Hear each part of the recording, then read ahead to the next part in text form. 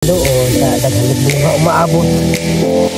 1, 2, 3, 4, 5, 6, 7, and on this video, naitanim na natin siya lahat. So, check on this until matapos para makita nyo kung ano nangyari. Hi guys! Welcome to FRMPH.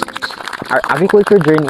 Wow, agriculture! Pananom journey in hopes of adding cash flow or income one step at a time.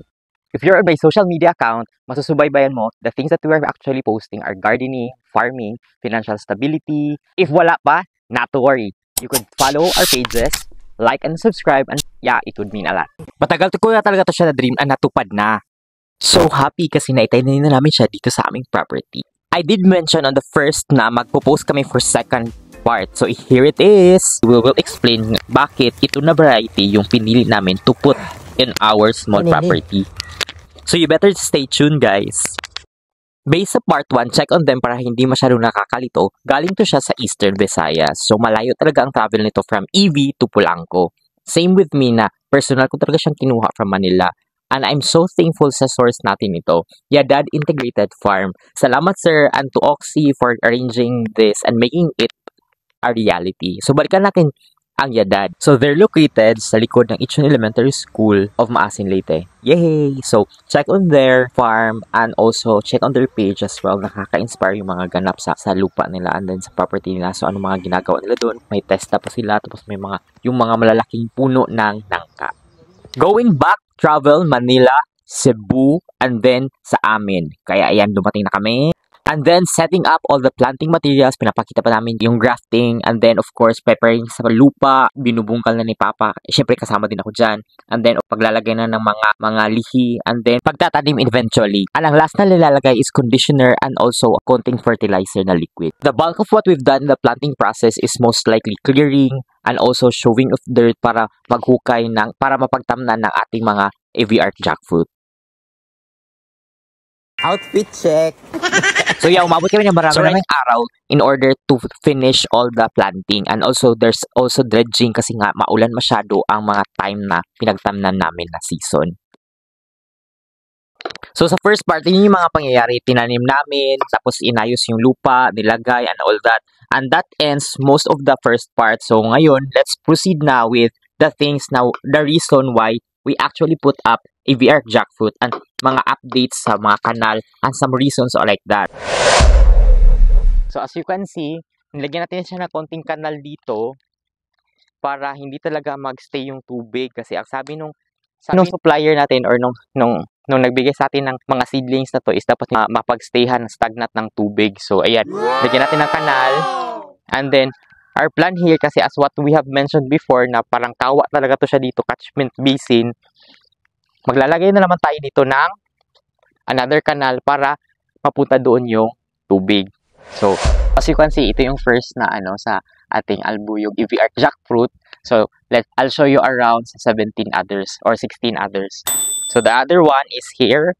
Hinahinay lang kasi masyadong maraming hindi na kasi masyadong napupuntahan. So, dito na natin tinanim. Pangalawa. Next one is wala, masyadong masuot ito. Here.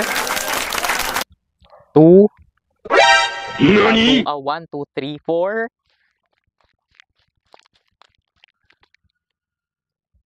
Masuot na to dito kasi hindi ito masyado din napupuntahan. So, ito yung iba. Doon.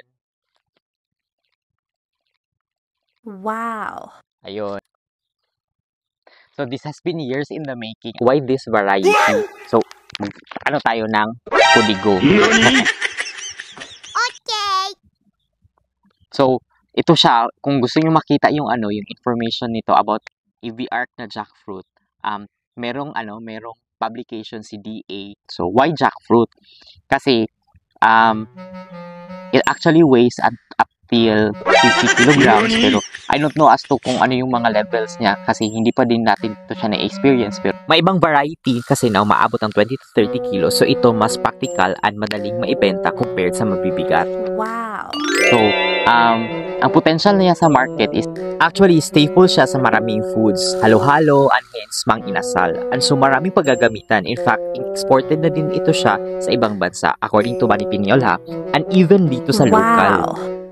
And ito na yung data, pakinggan nyo yung number sa local ha. Accordingly dito, in Eastern Visayas itself, ang fresh jackfruit is actually traded within an outside region, and it is estimated that only 15% of the market demands is met.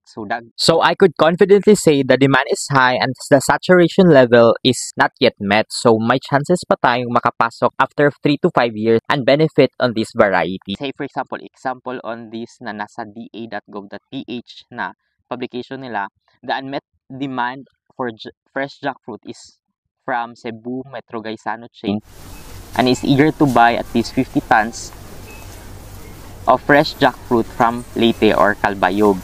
So twice a month siya. And however, Leyte farmers were only able to supply 15 metric tons.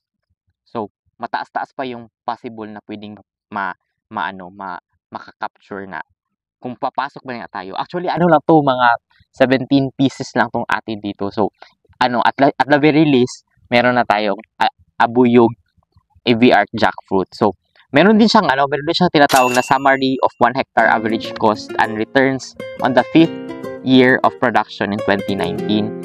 So, ang gross returns niya, assuming lang naman to siya lahat, is around 1 million. So, of course, hindi naman to aabot ng 1 million kasi 17 pieces naman tong atin. Pero at least, ini-emphasize natin dito na may market for this jackfruit. So, accordingly din sa kapatid ko, ito yung pinakamatamis din na jackfruit based sa Brix level. So, yun. And also, meron din siyang buyers at processors in the Philippines na nakalist kay DA.gov. So, for our place sa Pulangco, meron siya ditong Misamis Occidental ata. Somewhere, Misamis Occidental and also, ito, San Roque, Apos, Kahoy, Claveria, Misamis Oriental, Philippines. Ano ito? Ano po sa niya dito? Tabakoy na tayo. Tabaw, Samis, Caloocan, Cebu, Bukas, Makati. Ayun. Poly Fruits Incorporated, Sinanga, Pulangco, Zamboanga del Norte. So, ang style natin nito for the next videos is titingnan natin kung meron talaga silang binibilit ba talaga nila yung bunga para at least ma-ensure natin na yung produce man nga natin dito 3 or 4 years from now is may bibili. Diba? So follow us guys on our journey on planting this, on pest management, anong mga itatanim, anong mga ilalagay natin na mga implements, especially dito sa calamansi, sa avocado, sa nangka. Kami tayong topic, huwag kayong mag-alala. So, hindi tayo mawawalan ng mga topic na mga pwede pag-usapan. And I really think that you will also enjoy. So, buyers!